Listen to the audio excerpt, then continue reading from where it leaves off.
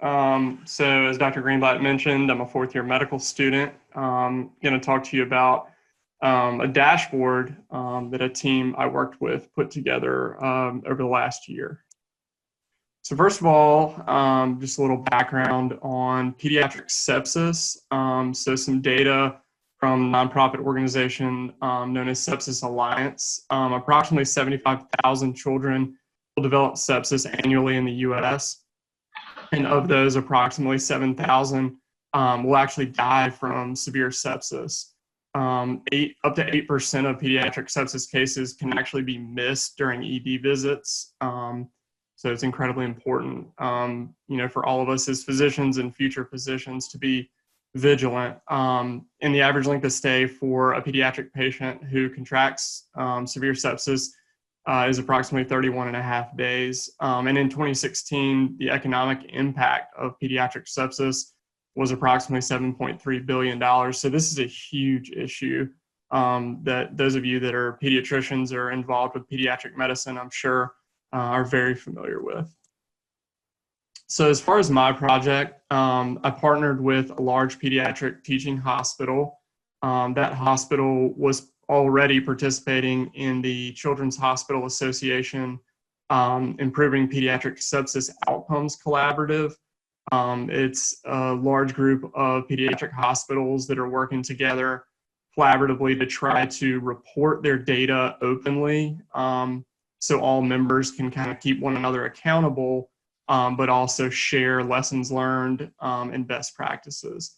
So the collaborative adopted 5 key metrics, again, that came from the very well-known Surviving Sepsis campaign, international guidelines for the management of septic shock and sepsis-associated organ dysfunction in children. The kind of 5 key metrics are sepsis screening, sepsis huddles, order set utilization, time to the first fluid bolus that's given, and then of course the time to first IV antibiotic. And that is specifically what my project or my team's project focused on. So initially I met with the hospital's quality improvement team to get a better idea of sort of what the organization's expectations were for the team. And ultimately I took away from that meeting that we had been charged with improving this time to first IV antibiotic data reporting, the visualization, and the dissemination of that data throughout the children's hospital. So the first step with a project like this is obviously you got to build your team. And so the first step was to identify who are the key stakeholders, surrounding this issue.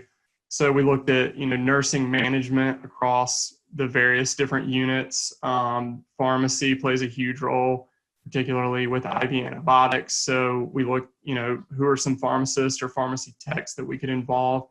Then, of course, physicians, hospitalists, infectious disease specialists, as well as pediatric emergency medicine. And then, of course, kind of on the data side of the house, roles like data analysts or database developers. Then you need project management, and you need, quality or performance improvement staff that already existed within the health system. So ultimately, our team included representatives from kind of these areas. So we had a project manager, which I essentially took on that role. We had a pediatric emergency medicine doc, a data analyst.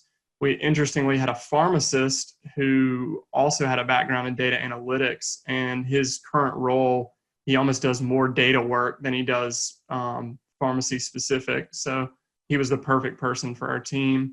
And then we had a nurse manager from the acute care pediatrics unit. So we wanted to identify, what is the current state of reporting of this IV, time to IV antibiotic data for pediatric sepsis. So, the current state was an Excel spreadsheet that essentially just had raw data in it for each pediatric hospital unit with, the percentage of the time that IV antibiotics were being administered within 60 minutes of a sepsis flag being fired or sepsis being identified. Then a sort of a basic chart or graph run chart had been built, and it had 3 performance lines on it, and I'll show that here in just a second. But one of the lines obviously represented the unit of interest performance. Then there was an all pediatric units performance line. And then there was a line that represented the performance target, which the health system through the collaborative had defined as 75% under 60 minutes. So 75% of the time IV antibiotics should be administered under 60 minutes. And the raw data, as well as the screenshots of the graph I just mentioned, were disseminated to each unit manager on the first day of each month. And here, I apologize for the small font size, but I'll kind of talk through this. This was the only really graphic or data visualization that was being used to display this data. So you kind of see, again, as I mentioned, the three major lines. So the green dotted line is your target line. The black line here was all the performance across all pediatric units. And then the yellow line represents the selected unit, which for this specific one was the pediatric emergency department. And then there was also a trend line, which was the gray line that you see overlaid here. All right, so the next thing the team did was, we went to the key stakeholders and said, talk to us about the current state and essentially tell us what you need and, what needs are not being met with the current method for sharing the data. So, again, we had, people from across the pediatric hospital provided feedback, but these are a few of the sort of hard-hitting things I noted. So monthly data report isn't interactive. The parameters like the date range or the unit selection are not customizable. Raw data is not useful. Just sending out a spreadsheet with raw data is not useful to a nurse manager other than to just verify that the correct information is being reported each month. The data report lacked drill down capability to really elucidate, root causes of why antibiotic administration was being delayed. And then there are several sub-processes that occur from the time that an antibiotic is ordered until it's actually administered to a patient.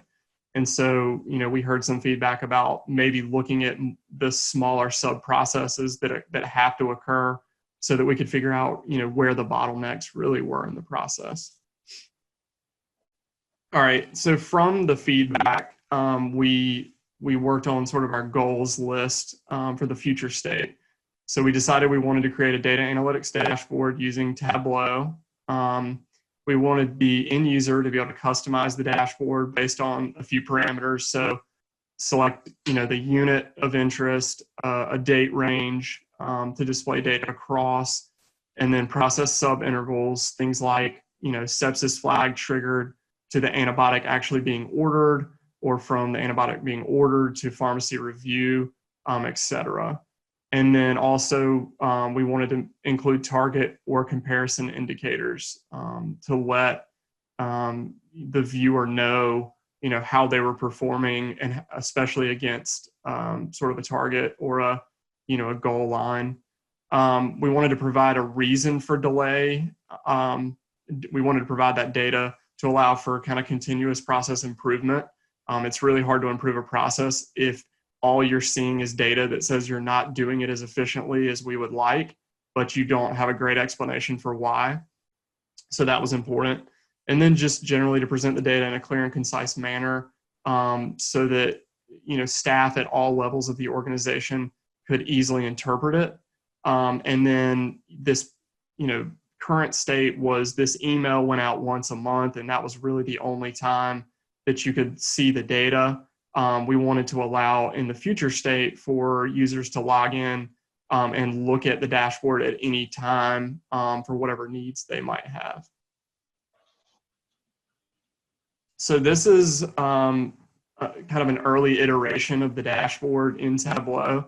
We worked on this one for a while, before we really took it to the end user and got feedback. And as you'll see, it changed fairly significantly. But here you can kind of see We have several different sort of drop downs across the top to customize the dashboard. And then we have sort of 4 key metrics that we wanted, for everyone to be able to see quickly when they look at the dashboard.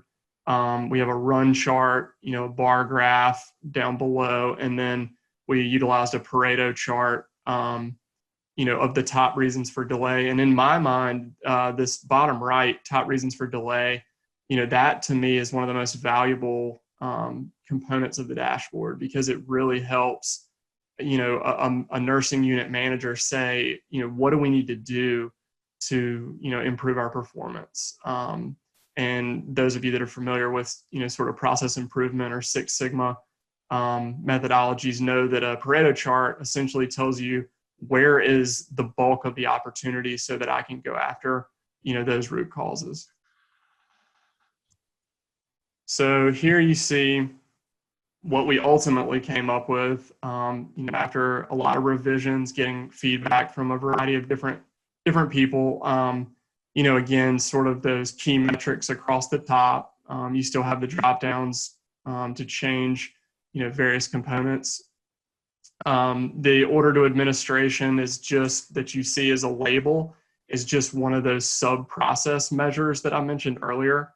So there are 4 different sort of sub-processes within, the greater time window of from, when a sepsis flag is triggered or sepsis is identified until the patient actually receives that first IV antibiotic. And then again, kind of, you see that run chart, various, bar graphs, and then the bottom right is sort of a bubble map of, again, where the hard hitting or where the low hanging fruit processes that can be improved so that we don't miss that 60-minute target for administering IV antibiotics. So after we put the dashboard together, we went back with a survey to kind of the original people that we met with for feedback and said, give us your honest opinion of the previous process for data dissemination and display versus what we've come up with, with the new Tableau dashboard. So, things like interpretation, ability to customize, root cause analysis, how shareable is it, and just overall the usability of the data and any visualization associated with it. And the scale was essentially 1 was, difficult, and then up to 5 being extremely easy. So here are kind of our results. No surprise at all here that, the new dashboard scored higher in nearly every different category that we measured. And on some level we hedged our bets because we knew exactly what the end user wanted in the final product. But it was nice to have the reinforcement that, we had met their expectations. So this being the Leadership College, a big part of this project to me was sort of looking back at what were some of the lessons that I learned and that we learned as a team throughout this process. So a big one was, early on in a project, you need to identify essential team roles and skills and make sure that you get those people involved early because it's extremely important. And it's hard when you're you've moved down the road in a project and then you realize we don't have the expertise or we don't have the subject matter expertise, or subject matter expert on the team that we really need to solve whatever the issue may be. I found it was extremely important to stay organized through the process, utilizing just simple, basic, project management fundamentals. You'd be surprised how helpful it is to just send out meeting invites early and reminders and meeting notes and remind people before subsequent meetings of what was talked about when we met previously, especially if a significant amount of time has passed between your meetings. Encourage team agility when met with roadblocks, just keeping in mind the predetermined goals for the project. So part of the advantage of small teams is that you remain agile. You can change direction, you can pivot You can do a lot of things that large organizations struggle with, but you always need to keep in mind, what are our end goals, and try not to deviate from that. Don't reinvent the wheel. Look for viable existing solutions and then improve on them. And with the Tableau dashboard in particular, that software is incredibly popular, and I've seen some amazing dashboards, used in other capacities. But I knew going into this project that would be the right software for us to use. And then finally, constantly revisit that voice of the customer to really maintain the project's efficacy. So, when projects take place over a long period of time, it's easy for there to be sort of mission creep, if you will. And so I think it's important to kind of recenter the team periodically and say, are we really meeting the customer's needs that we set out to meet? And that is all I have. I just want to say thank you, kind of echo what everyone before me has said. So appreciative for this opportunity. I've learned a ton. I will take this forward in my medical career. And I hope that this program will continue, and I will certainly recommend it to others moving forward.